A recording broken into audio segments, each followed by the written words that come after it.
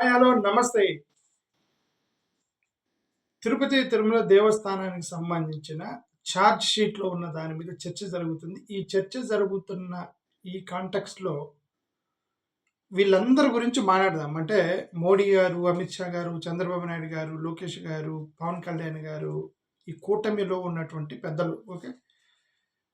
వీళ్ళందరి యొక్క పాత్ర ఏంటి దీంట్లో అనేది లైట్‌గా మాట్లాడదాం. నిన్నే అమిత్ షా గారు ఒక స్టేట్మెంట్ చేశారు నిన్న. ఏమని? సనాతన ధర్మాన్ని డిసప్పాయింట్ చేసిన ఎవరైనా సరే మళ్ళీ తిరిగి అధికారంలోకి రారు అని ఒక స్టేట్మెంట్ చేశారు. ఏమన్నాడు? డిసప్పాయింట్స్ సనాతన ధర్మ followers will never come to power, will never return to power అని ఒక స్టేట్మెంట్ చేశారు. ఒక పొలిటికల్ స్టేట్మెంట్ చేశాడు. అంటే ఆయన ఉద్దేశం ఏంటంటే కొన్ని మెన్షన్ చేశాడు ఇక్కడ. ఏమేంటి?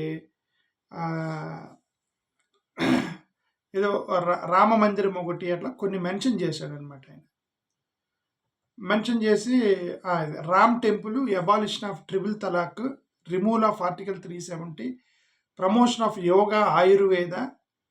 సో ఇవన్నీ మేము చేసాం కాబట్టి శిక్షపత్రి ఇట్లాంటి కొన్ని మెన్షన్ చేసి ఇవన్నీ మేము చేసాం కాబట్టి సనాతన ధర్మాన్ని మేము డిసప్పాయింట్ చేయలేదు, మేము మళ్ళీ తిరిగి పవర్లోకి వస్తాము, ఎవరైనా డిసప్పాయింట్ చేస్తే వాళ్ళు తిరిగి పవర్లోకి రారు అని అమిత్ షా గారు చేసిన స్టేట్మెంట్. ఫస్ట్ ఆఫ్ ఆల్ ఆయన పొలిటికల్ లిట్మస్ టెస్ట్ చేయడానికి ట్రై చేశాడు. ఓకే, సనాతన ధర్మాన్ని రాజకీయంలోకి తీసుకొచ్చి రాజకీయం చేయడానికి వాళ్ళు ప్రయత్నం చేస్తున్నారా? దట్ ఈస్ వాళ్ళ పొలిటికల్ ఎజెండా. దాంట్లో మనం ఇక ఎన్నిసార్లు చెప్పినా వాళ్ళు మారరు. ఎందుకంటే ఇంక దాని మీద చేస్తేనే వాళ్ళకి రాజకీయ భవిష్యత్తు, లేకపోతే లేదు. ఓకే, సో సిటిజన్స్ యొక్క నమ్మకాల మీద, సిటిజన్స్ యొక్క నమ్మకం చుట్టే రాజకీయం తిప్పాలి. That is the ultimate agenda. Okay, moreover వీళ్ళు ఎలక్షన్స్లో గెలవాలంటే కంపల్సరిగా రిలీజియస్ సెంటిమెంట్స్ లేకుండా వాళ్ళకి ఒక ఓటు కూడా పడితే వాళ్ళకి కూడా తెలుసు. As long as religious sentiment ఉన్నంత వరకు వాళ్ళు ఓట్లు పడతా ఉంటాయి. సో వాళ్ళ మీద మాట్లాడతారు, సెలెక్టివ్ అప్పీల్ చేస్తారు. ఇప్పుడు ఇక్కడ ఉన్నటువంటి బుద్ధిస్టులు, సిక్కులు, జైన్లు, ముస్లిమ్స్, క్రిస్టియన్స్ వీళ్ళందరినీ వదిలేసి వాళ్ళ ఓటు బ్యాంక్ మనకు అవసరం లేదని కేవలం హిందూ ఓటు బ్యాంక్ చుట్టూ తిప్పడానికి ప్రయత్నం చేస్తారు. జనరల్గా ఈ ఎన్డీఏ యొక్క మెయిన్ పొలిటికల్ స్ట్రాటజీ అది. సో మెజారిటీ ఉన్నారు కాబట్టి గెలుస్తున్నారు. ఓకే, మెజారిటీలో సెంటిమెంట్ లేపగలిగారు కాబట్టి గెలుస్తున్నారు. అది ఎక్కువ కాలం, సెంటిమెంట్స్ అనేవి ఎక్కువ కాలం ఉండవు. ఆ సెంటిమెంట్ పోయిన రోజు ఈ రాజకీయం వాళ్ళకి ఓట్లు రాని, వాళ్ళు మేము ఉద్యోగాలు పోతున్నాయి ఇవన్నీ రియలైజ్ అయిన రోజు అవి పనిచేయమన్నమాట అవన్నీ. సో ఇది నేను అమిత్ షా గారు చేసిన స్టేట్మెంట్. అంటే సనాతన ధర్మాన్ని ఎవరైతే డిసప్పాయింట్ చేస్తారో వాళ్ళు తిరిగి అధికారంలోకి రారు అన్నారు కదా. ఈ కాంటెక్స్ట్లో నేను మాట్లాడుతున్నాను. మరి ఇదంతా ఏంటిది? ఇది ఇప్పుడు ఈ టీటీడీలో జరిగింది, ఇది డిసప్పాయింటింగ్ సనాతన ధర్మ కదా. టీటీడీ అనేది ఇట్స్ ఈక్వల్ టు సనాతన ధర్మ, రైట్? ఈ సనాతన ధర్మాన్ని మీరు ఎందుకు డిసప్పాయింట్ చేశారు అని నేను వీళ్ళందరిని అడుగుతున్నాను. వీళ్ళకి ఇక్కడి నుంచి అంటే మోడీ గారు మొదలు పెట్టుకొని వెనక్కి రాష్ట్రంలోకి వద్దాం. ముందు వీళ్ళిద్దరితో మొదలెడదాం, కేంద్రంలో ఉన్న వాళ్ళతో. మోడీ గారు వీళ్ళిద్దరు పాత్ర ఏంది దీంట్లో? తిరుపతి తిరుమల దేవస్థానం లడ్డు పాత్రలు వాళ్ళ పాత్ర ఏం లేదు కదా. మొత్తం ఇక్కడ చంద్రబాబు నాయుడు గారు, పవన్ కళ్యాణ్ వీళ్ళు కదా చేసింది. వాళ్ళదేంది పాత్ర అంటే being spectators and being silent is their role. ఎవరెవరిది? మోడీ గారిది, అమిత్ షా గారి పాత్ర ఏంటంటే టీటీడీలో ఇక్కడ ఇంత రచ్చ జరుగుతుంటే సైలెంట్గా ఉన్నారు. అదే వాళ్ళు చేసినటువంటి రోల్. ఎందుకు? నేషనల్ ల్యాబొరేటరీస్ నుంచి టెస్ట్లు వచ్చినాయి. ఫుడ్ సేఫ్టీ ఏజెన్సీస్ అన్నీ కూడా సెంట్రల్ గవర్నమెంట్ కింద ఉన్నాయి. ఇన్వెస్టిగేటివ్ ఏజెన్సీస్ అన్నీ కూడా సెంట్రల్ గవర్నమెంట్ కింద ఉన్నాయి. ఇన్ని జరుగుతుంటే, ఇక్కడ ఇంత రచ్చ జరుగుతుంటే, ఇది ఇప్పుడు నిన్న సనాతన ధర్మం మీద ఒక పెద్ద ప్రసంగం ఇచ్చిన మోడీ గారు కానీ, అమిత్ షా గారు కానీ ఒక్క మాట కూడా అనలా. ఆంధ్రప్రదేశ్కి సంబంధించిన ఇంత రచ్చ జరుగుతుంటాయి. ఓకే, అంటే వాళ్ళు కావాలని ఈ గొడవ జరగనివ్వండి అని అలౌ చేశారు. దే అలౌడ్ దట్ ఏమంటారు, ఈ గొడవ వదిలేశారు. అది వాళ్ళు చేసినటువంటి రోల్ దాంట్లో. నేను అదే చెప్తున్నాను. ఓకే, సో అంటే ఒక గుడిలో అపవిత్రం జరిగిందని ప్రచారం చేస్తున్నప్పుడు దానిని చూస్తూ ఊరుకున్నారు కదా. పొలిటికల్ వెపన్గా వాడొచ్చు, తర్వాత మనకి అది ఉపయోగపడిద్దని నేషనల్ హిందూ సాక్రెడ్ సింబల్ అయినటువంటి ఇలాంటి తిరుపతి తిరుమల దేవస్థానంలో ఇలా తప్పుడు ప్రచారం జరుగుతున్నప్పుడు చూస్తూ ఉన్నారు కేంద్రంలో. వాళ్ళు కనీసం ఖండించలేదు అనేది వాళ్ళ యొక్క రోల్ కనిపిస్తుంది అక్కడ. ఓకే, పొలిటికల్ అపోనెంట్ ఇక్కడ ఇక్కడ జగన్మోహన్ రెడ్డి గారు వాళ్ళకి పొలిటికల్ అపోనెంట్. ఓకే, పొలిటికల్ అపోనెంట్ని అటాక్ చేస్తుంటే వాళ్ళు హ్యాపీగా ఉన్నారు. అంటే వీళ్ళు వాళ్ళని అపోనెంట్గా, YCP is not treating them as opponent, but they always treat YCP as their opponent. Okay, this was deliberate BJP strategy. అది ఇది ఈ రిలీజియస్ సంబంధించినటువంటి భయం క్రియేట్ చేయటము, ఇవన్నీ కూడా చేయటం. సరే, అంత జరిగినా సరే హిందువులకి క్షమాపణ చెప్పారా? లేదు. ఒక తిరుపతి తిరుమల దేవస్థానానికి సంబంధించి ఏమన్నా చిన్న పొరపాటు వస్తే దాంట్లో యానిమల్ ఫ్యాట్ దొరికిందంటానంటే దేశవ్యాప్తంగా this is a national issue. ఈ టీటీడీ అనేది ఆంధ్రప్రదేశ్ ఇష్యూగా నేను భావించలేదు. That is a national issue. ఎందుకంటే టీటీడీ తిరుపతి తిరుమల దేవస్థానానికి దేశవ్యాప్తంగా వస్తారు ప్రజలు. ఏమంటారు, దేశవ్యాప్తంగా ఆగ్రాకి, దేశవ్యాప్తంగా బద్రీనాథ్ కేదార్నాథ్కి ఎట్లా వెళ్తారో అట్లా ప్రపంచవ్యాప్తంగా తిరుమల దేవస్థానానికి వచ్చినప్పుడు యానిమల్ ఫ్యాట్ కలిసింది అని మీరు ప్రచారం చేసినప్పుడు అది దేశవ్యాప్తంగా ఉన్నటువంటి భక్తుల యొక్క మనోభావాలు దెబ్బతిన్నప్పుడు that is a national issue. So అయినప్పుడు కూడా వీళ్ళు సైలెంట్గా ఉన్నారు. మోడీ గారు, అమిత్ షా గారు ఈ విషయం మీద ఏదో జరుగుతుంది, జరగనండి అనేది వాళ్ళిద్దరు రోల్. అది ఓకే, సైలెంట్గా ఉండటమే వాళ్ళు చేసిన రోల్. రాజకీయ silence, the political silence they maintain అని నా ఉద్దేశం. ఓకే, సరే, ఇక్కడ ఆంధ్రప్రదేశ్లో ఉన్న బీజేపీ వాళ్ళు వీళ్ళైతే డైరెక్ట్గా తగిలారు. ఆంధ్రప్రదేశ్లో ఉన్న బీజేపీ వాళ్ళు డైరెక్ట్గా తగిలారు దీని మీద.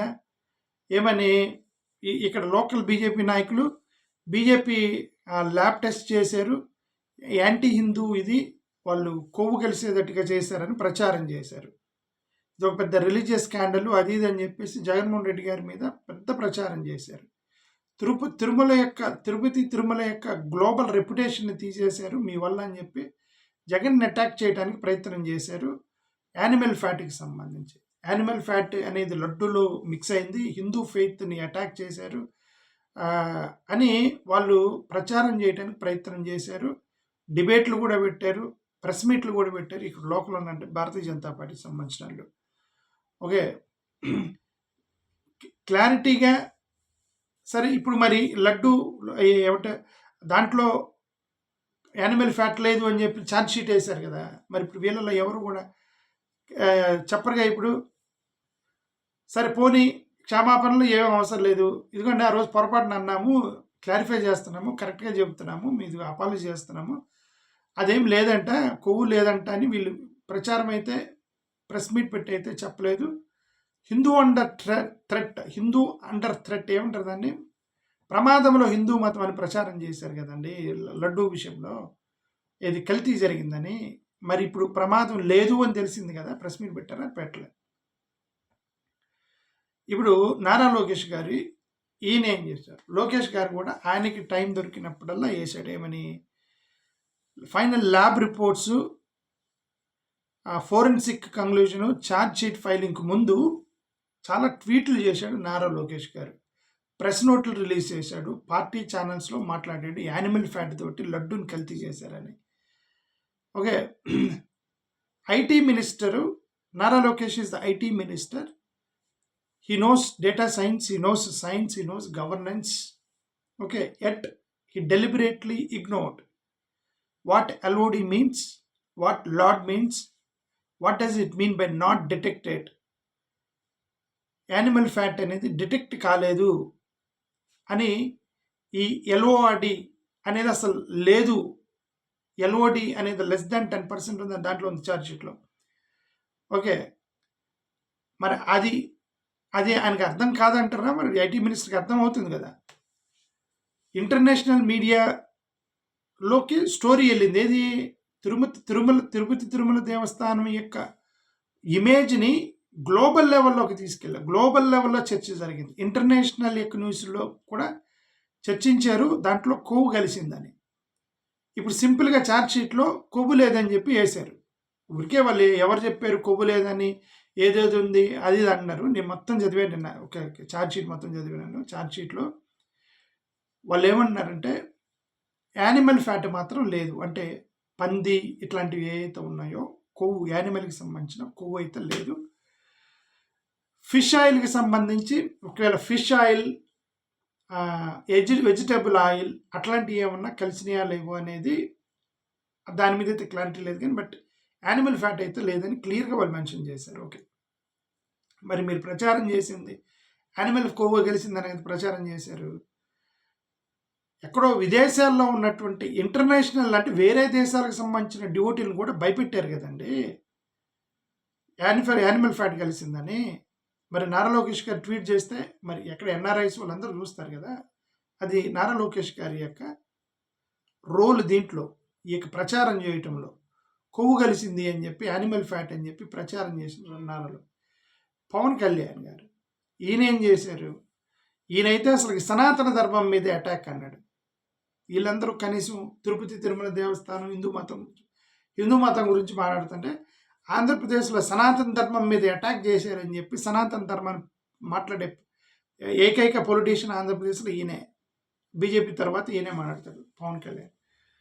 సనాతన ధర్మం మీద అటాక్ చేశారు. లార్డ్ వెంకటేశ్వర స్వామిని అపవిత్రపరిచారు, యానిమల్ ఫ్యాట్ అనేదాన్ని కలిపారు అని ఆ రోజు ఆయన ప్రెస్ మీట్లో ఎక్కడంటే ఎక్కడ టైం దొరికితే అక్కడ మాట్లాడాడు. మరి ఇప్పుడు యానిమల్ ఫ్యాట్ డిటెక్ట్ కాలేదని ఉంది కదా, ఏం చేస్తాడు ఇప్పుడు పవన్? సనాతన ధర్మాన్ని ఆయనే బీయింగ్ ఏ సనాతన ఫాలోవర్ హీ ఓన్లీ డిస్ఫేమ్డ్ ది సనాతన. ఆల్ దీస్ పీపుల్ వీళ్ళు వెనకున్న ఫోటోలు అందరూ కూడా దే యాక్చువల్లీ ఫాలో సనాతన ధర్మ but they only damaged the సనాతన ఇమేజ్ ఆఫ్ ది సనాతన టెంపుల్, రైట్? కొవ్వు కలిసిందని ప్రచారం చేసి మీరే డ్యామేజ్ చేశారు. ప్రపంచవ్యాప్తంగా డ్యామేజ్ చేశారు కదా. ఒక హిందూగా ఉండి హిందూ టెంపుల్ని డ్యామేజ్ చేశారు. ఒక డివోటీగా ఉండి డివోటీల యొక్క మనోభావాలను దెబ్బతీశారు. ఒక మోరల్ వాయిస్గా ఉండాల్సినటువంటి పవన్ కళ్యాణ్ గారు దాంట్లో కొవ్వు కలవకుండానే కలిసిందని చెప్పి మాట్లాడారు. సో ఇవన్నీ కూడా మరి సరిపోని ఇప్పుడన్నా క్లారిఫై చేస్తారా పవన్ కళ్యాణ్ గారు? ప్రెస్ మీట్ పెట్టి మేము ఆ రోజు పొరపాటు చేసాము, మేము అపాలజీస్ చెప్తున్నాము, మేము డివోటీలందరూ మీరేం భయపడకండి, ఆ రోజు మేము చెప్పాము కొవ్వు కలిసిందని, కలవలేదట, మేమే పొరపాటు చేసామని. మరి ఏదో జగన్ కోసం అవసరం లేదు, జగన్ కోసం ఆంధ్రప్రదేశ్ ప్రజల కోసం మీరు క్షమాపణ ఈ క్లారిఫికేషన్ అవసరం లేదు. మీరు ఎవరెవరైతే ఈ యొక్క ప్రచారం చేశారో మీరు ఒక నోట్ ఇస్తే ఇదేమైంది, ఈ నోట్ ఏమైంది మళ్ళీ ప్రపంచవ్యాప్తంగా వెళ్ళిపోయింది కలవలేదట అని. ఎవరైతే నాన్ వెజిటేరియన్స్ ఉన్నారో బ్రాహ్మిన్స్ ఎవరైతే ఉన్నారో అరే తిరుపతి లడ్డులో కొవ్వు కలుస్తుందంట అని చెప్పి వాళ్ళు రారు. ఎందుకంటే basically non vegetarians. Non vegetarians అయితే ఎలాగో పోతారు. వెజిటేరియన్స్ బ్రాహ్మిన్స్ వీళ్ళు ఉన్నారు, వీళ్ళు ఎవరు పోరు. ఓకే, నేను మిస్పెల్లింగ్ చేస్తే క్షమించాను. Okay, so vegetarians or Brahmins వాళ్ళు రారు, మీరు కొవ్వు కలిసింది అన్నారని. మరి వాళ్ళు రావాలంటే ఇప్పుడు మీరు క్లారిఫికేషన్ ఇవ్వాలి ప్రెస్ మీట్ పెట్టి. ఎందుకంటే ఆ రోజు పొరపాటు చేసాము, అదేం లేదట, ఛార్జ్ షీట్లు వేశారని క్లారిఫికేషన్ ఇవ్వండి. లేదంటే వాళ్ళు రారు, ఆగిపోయిన భక్తులు రారు. తిరుమల క్రెడిబిలిటీని మళ్ళీ పెంచండి.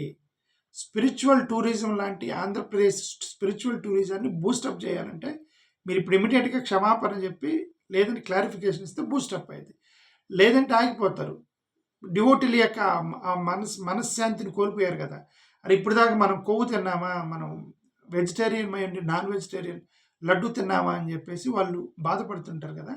దాన్ని తగ్గించవచ్చు. మీరు ప్రెస్ మీట్ పెట్టి ఇదిగోండి మేము ఇన్వెస్టిగేట్ చేసాం లేదు అని చెప్తే అయిపోయింది. ఫాల్స్ ఎక్యుజేషన్ అండి, ఇదంతా కూడా మిమ్మల్ని అనవసరం భయపెట్టామని ఒక మాట చెప్తే వాళ్ళు ఆగిపోతారు. అది పవన్ కళ్యాణ్ గారికి నేను రిక్వెస్ట్ చేసేది. ఓకే, దీనికి సంబంధించి ఇక ఫైనల్గా దీని మీద అతిపెద్ద అభండాలు వేసింది మన ముఖ్యమంత్రి గారు చంద్రబాబు నాయుడు గారు. వీళ్ళందరితో పోల్చుకుంటే ఎక్కువగా అభండాలు వేసింది చంద్రబాబు నాయుడు గారు.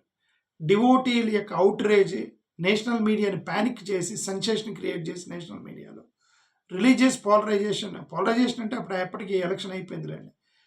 పాలరైజేషన్ అంటే మరి ఏ ఉద్దేశంతో చేశారో తిరుపతి యొక్క గ్లోబల్ రెప్యుటేషన్ని డ్యామేజ్ చేయడంలో ప్రధాన పాత్ర పోషించింది.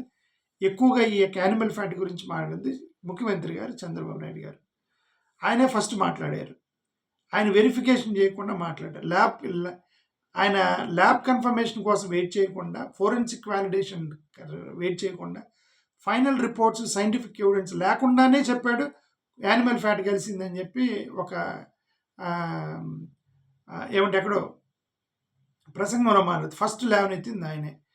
Okay, Hindu faith political gain కోసం వాడటానికి ప్రయత్నం చేశారు. ఇదంతా కూడా ఏంటంటే ఇది ఇంకంతా వీళ్ళందరూ కలిసి తలా గుప్పిడి అని అంటారు కదా, తలా గుప్పిడి వేశారనమాట ఇక దాన్ని డ్యామేజ్ చేయడానికి. అది నాకు అర్థమైంది. ఓకే, బట్ ఇప్పుడు ఛార్జ్ షీట్ మరి ఆయన చెప్పిన దాంట్లో మరి యానిమల్ ఫ్యాట్ లేదన్నాడు, లాట్ నాట్ డిటెక్టెడ్ అన్నాడు. ఓకే, మరి ఇంకా అలాంటప్పుడు then how it is possible? Chandrababu Naidu garu మరి స్టార్ట్ చేసినటువంటి ప్రధాన కర్త ఆయనే. ఆల్మోస్ట్ తిరుమల దేవస్థానం యొక్క ఇమేజ్ని గ్లోబల్ స్టాండర్డ్, గ్లోబల్గా he tarnish the image of that. So అది నా ఉద్దేశం. ఓకే,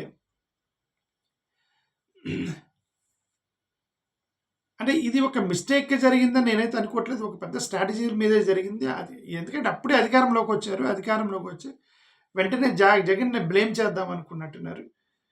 చేసి ఇది అంతా రిలీజియస్ ఇష్యూని emotional wave, BJP friendly narrative మొత్తం కూడా ఆయన పట్టుకున్నారు. అప్పుడే ఫ్రెండ్లీ నేరేటివ్, ఇది వాళ్ళు మనల్ని గెలిపించారు బీజేపీ వాళ్ళు అని ఒక కృతజ్ఞత చూపించడానికి, బీజేపీ వాళ్ళని సాటిస్ఫై చేయడానికి ఒక BJP friendly narrative of protecting సనాతన ధర్మ అనే యాంగిల్లో ఆయన రచ్చలైపోయాడు నేషనల్ వ్యాప్తంగా చంద్రబాబు నాయుడు గారు.